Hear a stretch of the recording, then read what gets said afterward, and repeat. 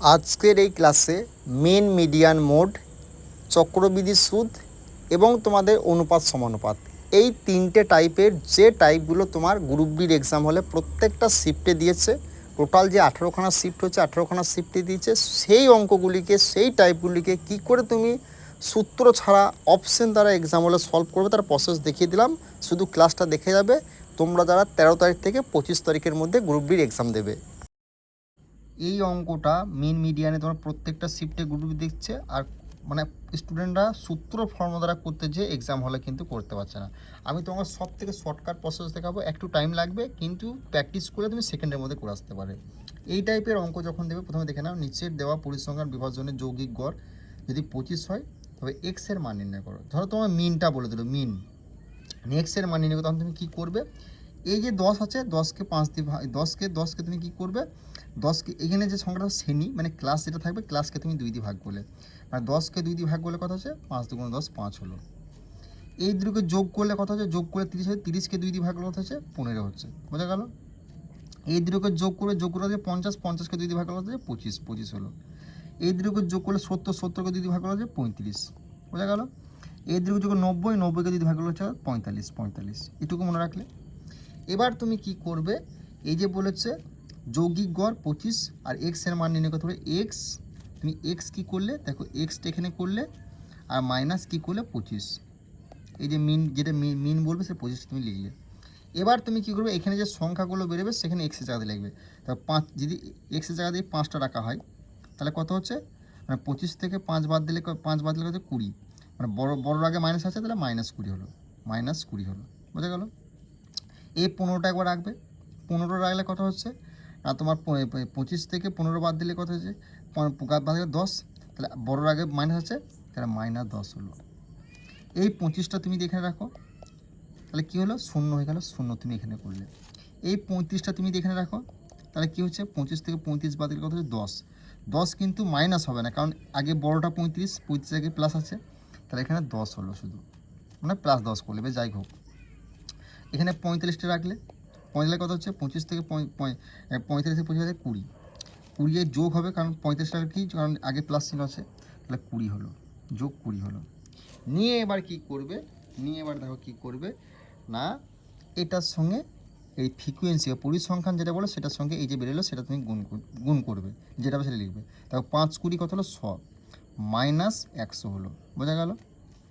18-র সঙ্গে 10 গুণ করলে কত হচ্ছে? -180 হলো। বোঝা গেল? 25-এর সঙ্গে 0 গুণ করলে কত হচ্ছে? না 0। এই 15-এর সঙ্গে 0 গুণ করলে 0, ঠিক আছে? আর এক্সের সঙ্গে 10 গুণ করলে কত হচ্ছে? 10x। 6-এর সঙ্গে 20 গুণ করলে কত হচ্ছে? তোমার 120।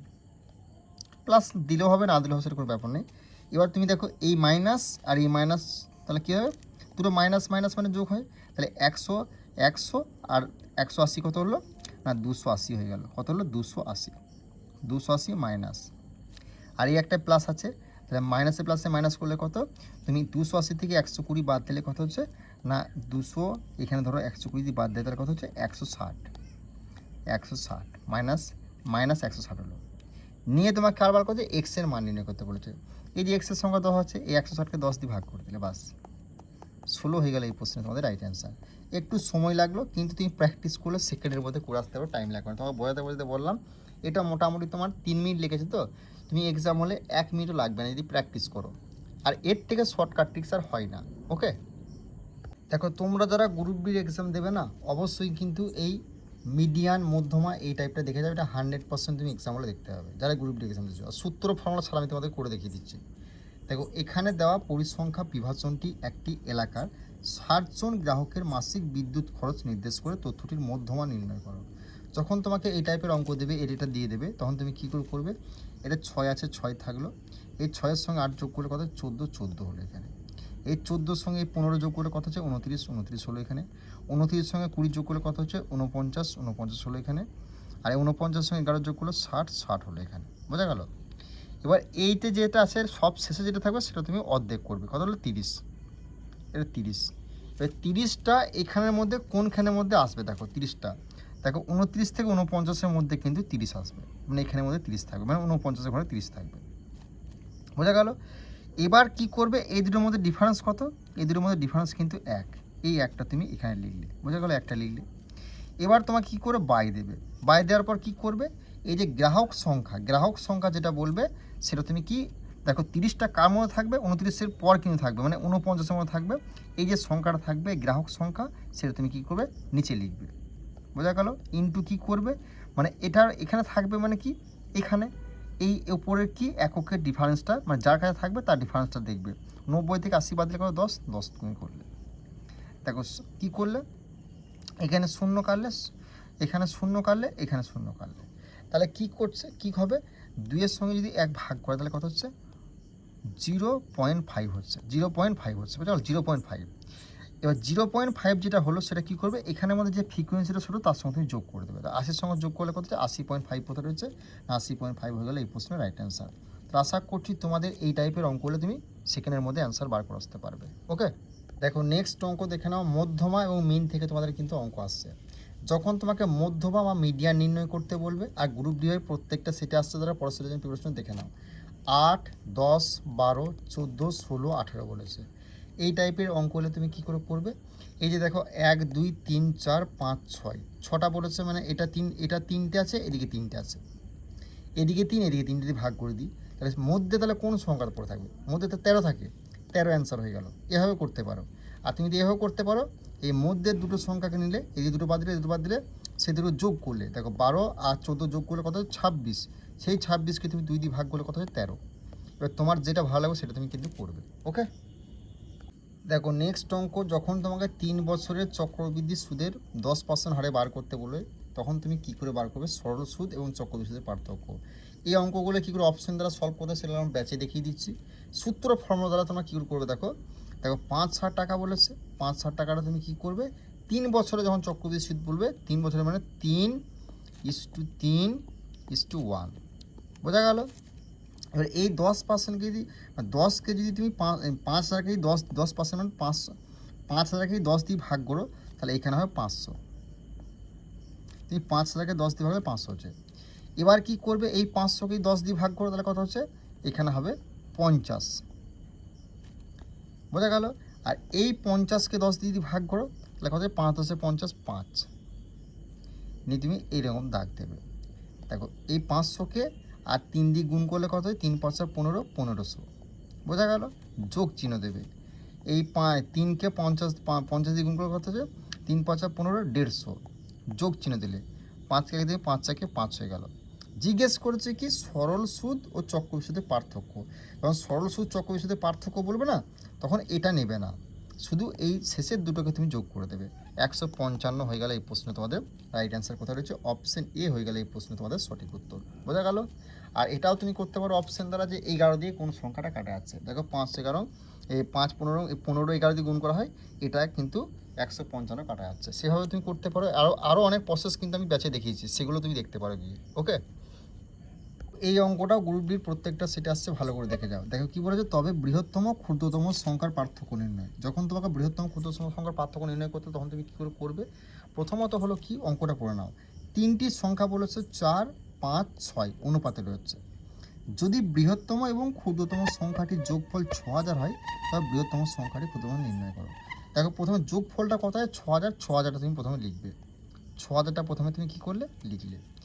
এরপর তুমি কি বলেছে না, বৃহত্তম এবং ক্ষুদ্রতম সংখ্যার যোগফল, বৃহত্তম মানে বড়, এখানে 6 আর 4, এদের যোগফলটা 10, 10টা তুমি নিচে লিখবে। বিয়োগফল যোগফল যা বলো সেটা তুমি নিচে লিখবে, ইনটু দেবে। দেখো তারপর কী করতে হবে, বৃহত্তম ও ক্ষুদ্রতম সংখ্যার পার্থক্য। তাহলে বৃহত্তম ক্ষুদ্রতম সংখ্যা কোনটা হচ্ছে, বৃহত্তম ক্ষুদ্রতম সংখ্যা এটা, এদের পার্থক্য মানে অন্তর কোনটা, মানে বিয়োগ করলে কত হয়েছে, তাহলে 2, বোঝা গেল। দেখো 0 0 কাটলে 6 দুগুণে কত হলো, 1200 হয়ে গেলে এই প্রশ্নে তোমাদের রাইট অ্যান্সার, বোঝা গেল। কোথায় যে অপশন ডি হলো এই প্রশ্নের সঠিক উত্তর।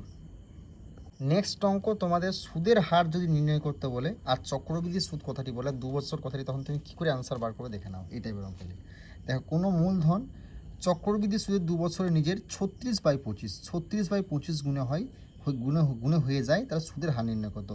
যদি এই টাইপের অঙ্ক দেয়, 36/25, 27/30, 40 যাই দেখ, সেই সংখ্যা দুটো তুমি লিখবে। দেখো 36 আর 25 তুমি লিখলি, বোঝা গেল। দেখো 36 মানে কার স্কোয়ার আছে, মানে 6-এর স্কোয়ার আছে, 6, 25 মানে কার স্কোয়ার আছে 5 স্কোয়ার 5। এ দুটোর মধ্যে ডিফারেন্স কী ভাই 1 লিখলে। এ দুটোর মধ্যে ছোটো যেটা সেটা তুমি নিচে লিখবে, 5টা ছোটো 5 ইন্টু 100, বাস অঙ্ক হয়ে গেল। 5 20 100, 20% হয়ে গেল এই প্রশ্ন। রাইট অ্যান্সার অপশন বি হলো এই প্রশ্নে তোমাদের সঠিক উত্তর। তাহলে আশা করছি বুঝতে পেরেছো, যদি এই টাইপের অঙ্ক আছে তুমি সেকেন্ডের মধ্যে অ্যান্সার বার করে আসতে পারবে এক্সাম হলে। ওকে, নেক্সট অঙ্ক দেখে নাও তোমাদের কী বলেছে, 9 এবং 25-এর মধ্য সমানুপাতি নির্ণয় করো। দেখো, হয় মধ্য সমানুপাতি না তৃতীয় সমানুপাতি থেকে একখানা অঙ্ক তুমি 100% কিন্তু এক্সাম হলে দেখতে পাবে। যখন তোমার মধ্য সমানুপাতি নির্ণয় করতে বলে তখন তুমি কী করবে, এই যে সংখ্যা যে দুটো বলবে 9 ইন্টু 25 বলেছে, এই দুটো তুমি ব্যাকেটে ভরবে। এটা তো ব্যাকেট থেকে রুটে ভরবে। রুটে থেকে যদি তুমি 9টা বার করো তাহলে 3, আর রুটে থেকে 25কে বার করা হচ্ছে 5, মানে 3 5 15 হয়ে গেল এই প্রশ্নে তোমাদের রাইট অ্যান্সার অপশন এ হয়ে গেল এই প্রশ্নের সঠিক উত্তর। তাহলে আশা করছি মধ্য সমানুপাতি এবং তৃতীয় সমানুপাতি বললে তুমি কিন্তু একদম সেকেন্ডের মধ্যে চোখ মুছে অ্যান্সার বার করে আসতে পারবে। এইভাবে যদি অঙ্ক শিখতে চাও বেঙ্গলি টেক্সট বুক অ্যাপে যুক্ত হতে পারো, কারণ 2027 সালের গ্রুপ ডির একটা বড় ভ্যাকেন্সি আসতে চলেছে 30,000 প্লাস, এবং এনটিপিসির 20,000 প্লাস ভ্যাকেন্সি আসতে চলেছে। সেই ব্যাচে এনটিপিসির গ্রুপ ডির বিগত 10 বছরের সমস্ত টাইপকে আমরা একদম কভার করবো এইভাবে। দেখো, আরআরবি গ্রুপ ডির প্রত্যেকটা শিফটে এই তৃতীয় সমানুপাতি টপিক থেকে কিন্তু অঙ্ক তোমায় দিচ্ছে, প্রত্যেকটা শিফটে, মানে তৃতীয় সমানুপাতি নির্ণয় করুন। যখন তোমাকে তৃতীয় সমানুপাতি নির্ণয় করতে বলে তখন তুমি কী করবে, যে দ্বিতীয় সংখ্যাটা থাকবে সেই দ্বিতীয় সংখ্যাটির ওপরে দুবার গুণ আকারে লিখবে 30, আর প্রথম যে সংখ্যাটা থাকবে সেটা নিচে একবার লিখবে, নিয়ে তুমি কাটাকাটি করবে। দেখো, তুমি 3 দিয়ে যদি কাটো, দেখো 3 10 30, 3 4 12, 2 দিয়ে কাটলে 2 দুগুণে 4, আর 5 দুগুণে 10, 2 দিয়ে কাটলে 15 দুগুণে 30। দেখো 15 আর 5 পড়লে কত হচ্ছে, 5 15 কত হচ্ছে 75 হয়ে গেলে এই প্রশ্নে তোমাদের রাইট অ্যান্সার। তাহলে আশা করছি অপশন বি হয়ে গেলে এই প্রশ্নের সঠিক উত্তর। মানে তৃতীয় সমানুপাতি অঙ্ক লিখে প্রথম সংখ্যাটিকে কী করবে, নিচে লিখবে, আর এই যে দ্বিতীয় যে সংখ্যাটা থাকবে সেটা উপরে দুবার গুণাকারে লিখবে, নিয়ে কাটাকাটি করে তোমার অ্যান্সার কিন্তু বেরিয়ে যাবে। ওকে।